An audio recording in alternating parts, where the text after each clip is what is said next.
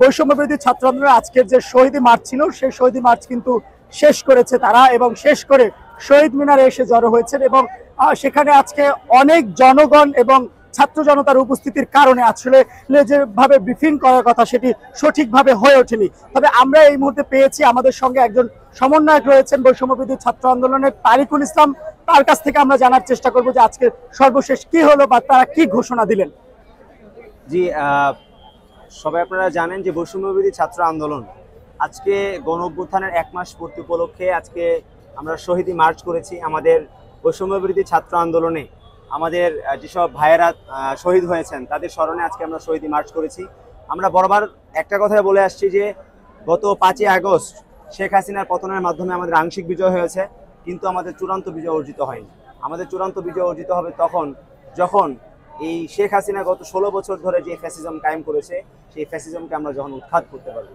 এবং বর্তমানে আমরা বৈষম্য বিরোধী ছাত্র আন্দোলন আমাদের সেই ফ্যাসিবাদ উৎখাতে চূড়ান্ত বিজয় অর্জনের লক্ষ্যে আমরা রাজপথে আছি। আজকে বৈষম্য বিরোধী ছাত্র আন্দোলনের ব্যানারে গঠিত গণ অভ্যুত্থানের 1 মাস পূর্তি উপলক্ষে আজকে আমরা শহীদ মার্চ করেছি এবং আমরা ধাপে ধাপে বিভিন্ন কর্মসূচি সামনে নিয়ে আসব। আমরা জনগণের কাছে একটি বার্তা দিতে চাই যে ছাত্র সমাজ তাদের জায়গা থেকে রাজপথে এখনও সক্রিয় ভূমিকা পালন করছে। ছাত্র সমাজ বাংলাদেশের মানুষের কাছে প্রতিজ্ঞাবদ্ধ যে তারা যে করেই হোক না কেন বাংলাদেশের যেই মূল মুক্তিযুদ্ধের যে মূলনীতি ছিল সাম্য, মানবিক মর্যাদা এবং সামাজিক সুবিচারের বাংলাদেশ, যে বাংলাদেশ আমরা গত 53 বছরে বিনির্মাণ করতে পারিনি, যে বাংলাদেশ গত 53 বছরে বিনির্মাণ না করার কারণে আমরা দেখেছি সরকার বদলায় কিন্তু প্রভু বদলায়, কিন্তু দাস বদলায় না। আমরা সেই প্রভু বদলাতে চাই না, আমরা চাই পুরো সিস্টেমকে বদলাতে। আমরা চাই যে বাংলাদেশের মধ্যে এমন একটি সিস্টেম কায়েম হোক, বাংলাদেশের প্রত্যেকটা লিগ্যাল সিস্টেম, প্রত্যেকটা লিগ্যাল অর্গান যেন সঠিকভাবে ফাংশন করে, প্রত্যেকটি সাংবিধানিক প্রতিষ্ঠান যেন রাজনৈতিক প্রভাবমুক্ত যেন থাকে, সবার মধ্যে যেন একটা কমিটমেন্টের জায়গা থাকে, দেশের প্রতি একটা দায়বদ্ধতার জায়গা থাকে, যেটা আমার দেশ, এটা আমার রাষ্ট্র এবং এই রাষ্ট্রে আমি স্থিতিশীলতা রক্ষা করার জন্য রাজনৈতিকভাবে আমাদের সকলের দায়িত্ব রয়েছে।